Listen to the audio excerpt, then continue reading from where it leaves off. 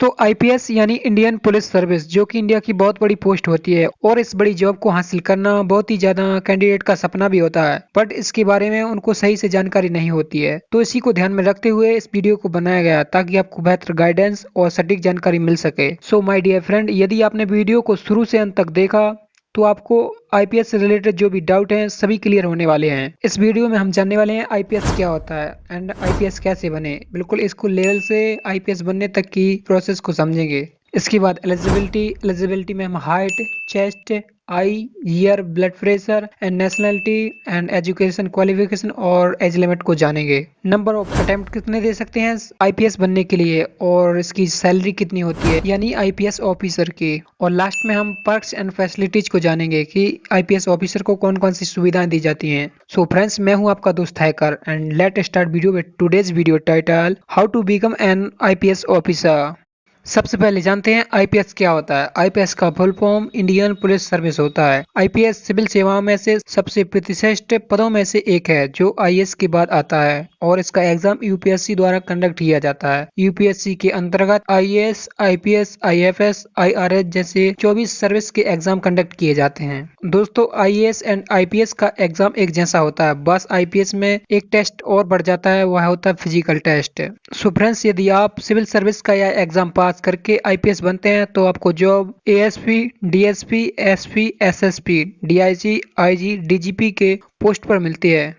How to become IPS यानी IPS कैसे बने। दोस्तों, सबसे पहले स्कूल लेवल से अपनी 12th क्लास पास करना होगा। इसमें आप किसी भी स्ट्रीम से जैसे साइंस, आर्ट या फिर कॉमर्स से 12th पास कर सकते हैं, बस आपको 12वीं पास करनी है। इसके बाद ग्रेजुएशन कंप्लीट करें। दोस्तों, जैसे ही 12th पास करते हैं इसके बाद जिस भी सब्जेक्ट में आपका इंटरेस्ट हो उससे अपनी ग्रेजुएशन पूरी करें, जिसे हम हिंदी में स्नातक बोलते हैं। यह बैचलर डिग्री होती है और आईपीएस बनने के लिए ग्रेजुएट होना बहुत जरूरी है, तभी आप आईपीएस एग्जाम में बैठ सकते हैं। यूपीएससी एग्जाम को अप्लाई करें। जैसे ही ग्रेजुएशन पूरी होती है इसके बाद यूपीएससी एग्जाम के लिए अप्लाई करना होगा। यदि आप फाइनल ईयर के स्टूडेंट हैं या लास्ट सेमेस्टर के स्टूडेंट हैं तब भी आप इस फॉर्म को अप्लाई कर सकते हैं।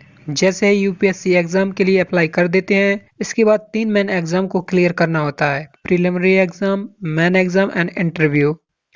प्रिलिमिनरी एग्जाम क्लियर करें। यूपीएससी एग्जाम में अप्लाई करने के बाद सबसे पहला एग्जाम क्लियर करना होगा जिसका नाम है प्रिलिमिनरी एग्जाम। इसमें 2 पेपर होते हैं और दोनों ही पेपर में ऑब्जेक्टिव वाले सवाल होते हैं, यानी कि 4 ऑप्शन वाले। दोनों पेपर 2-200 मार्क्स के होंगे।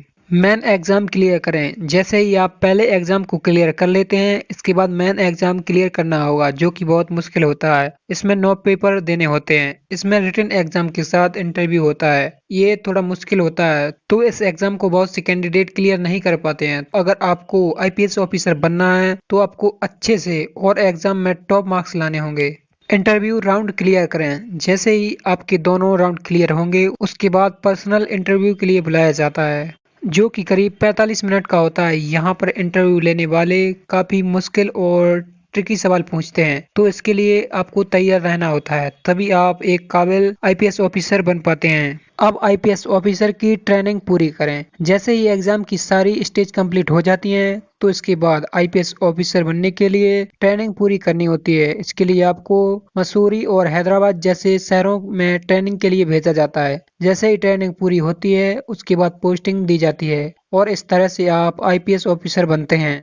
आइए जानते हैं एलिजिबिलिटी क्राइटेरिया के बारे में। एलिजिबिलिटी क्राइटेरिया में जो फिजिकल रिक्वायरमेंट रहती है वह होती है height, chest, eyesight, blood pressure, ear and nasal. So आइए जानते हैं सभी के लिए बारी बारी से। हाइट, जो पुरुष उम्मीदवार के लिए मिनिमम हाइट रहती है वह होती है 165 सेंटीमीटर और जो महिला उम्मीदवार के लिए मिनिमम हाइट रहती है वह होती है 150 सेंटीमीटर। और यदि कोई उम्मीदवार एसटी और गोरखा, असमिया, कुमाऊनी, नागालैंड के वासी हैं तो उनको 5 सेंटीमीटर की छूट दी जाती है। तो ऐसे में पुरुष उम्मीदवार की हाइट 160 सेंटीमीटर मिनिमम हो जाती है एंड महिला उम्मीदवार की 145 सेंटीमीटर मिनिमम हाइट हो जाती है। चेस्ट, जो मिनिमम चेस्ट रिक्वायर रहती है वह होती है पुरुष उम्मीदवार के लिए 84 सेंटीमीटर एंड इसमें 5 सेंटीमीटर का एक्सपांशन होता है। और जो वुमेन के लिए चेस्ट रिक्वायर रहती है वह होती है 79 सेंटीमीटर और इसमें भी 5 सेंटीमीटर का एक्सपांशन होता है। आई साइट, एक अच्छी आंख के लिए आई विजन 6/6 और 6/9 होना चाहिए और बस्ट आई के के लिए आई विजन 6/12 और 6/9 होना चाहिए। पास का विजन J1 होना चाहिए अच्छी आंख के लिए, और बस्ट आंख के लिए विजन J2 होना चाहिए। High standard for the colour blind test है, इसमें आपको रतनदी नहीं होना है। विजन है वह स्ट्रेटोस्कोपिक होना चाहिए। ब्लड प्रेशर, यदि आपकी एज 23 ईयर्स है तो आपका ब्लड प्रेशर 123 होना चाहिए, और यदि आपकी एज 24 है तब आपका ब्लड प्रेशर 124 होना चाहिए। और बाकी की एज के लिए ब्लड प्रेशर को आप वीडियो को पॉज करके देख सकते हैं। यहाँ पे एक इम्पोर्टेंट नोट भी है, कोई भी महिला उम्मीदवार के लिए मेडिकल टेस्ट के समय प्रेग्नेंट नहीं होना चाहिए। ईयर यानी कान अच्छे सुनने वाले और सामान्य सुनने वाले व्यक्तियों को 1000 से 4000 आवृत्ति में सिर्फ 30 डेसिबल से अधिक नहीं होना चाहिए। नेचर, उम्मीदवार को बोलते समय हकलाना नहीं चाहिए। नेशनलिटी, दोस्तों यदि कोई कैंडिडेट इस एग्जाम को देना चाहता है तो वह इंडिया का सिटीजन होना चाहिए, एंड यदि वह नेपाल से है, भूटान से है, तब भी वह इस एग्जाम को दे सकता है। और यदि कोई व्यक्ति 1 जनवरी 1962 से पहले भारत में स्थायी रूप से बसने के लिए आया है तब भी वह इस एग्जाम के लिए एलिजिबल है। एजुकेशन क्वालिफिकेशन, जो मिनिमम रिक्वायरमेंट रहती है वह होती है ग्रेजुएशन। तो आप इसको किसी भी स्ट्रीम से कर सकते हैं, जैसे BA, BSc, BCom, BTech, BE and medical course etcetera.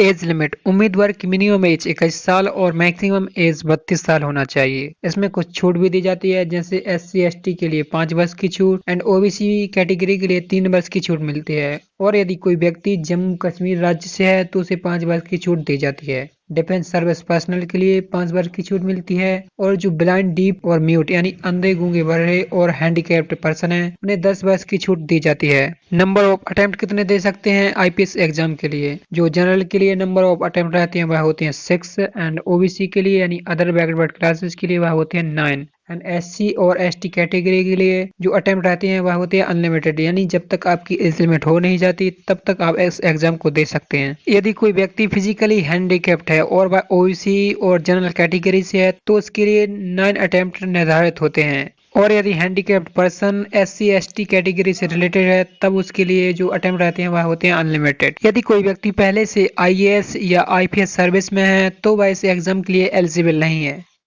दोस्तों आइए जानते हैं IPS ऑफिसर को मिलने वाली सैलरी के बारे में।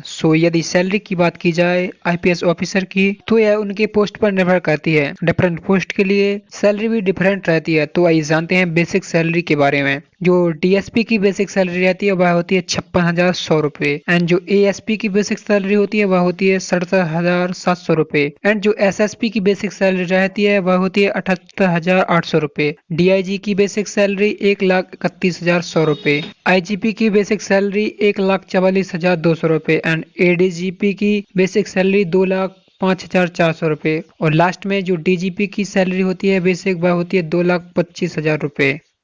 फ्रेंड्स फाइनली जानते हैं IPS को मिलने वाली सुविधाओं के बारे में, यानी कि पर्क्स एंड फैसिलिटीज के बारे में।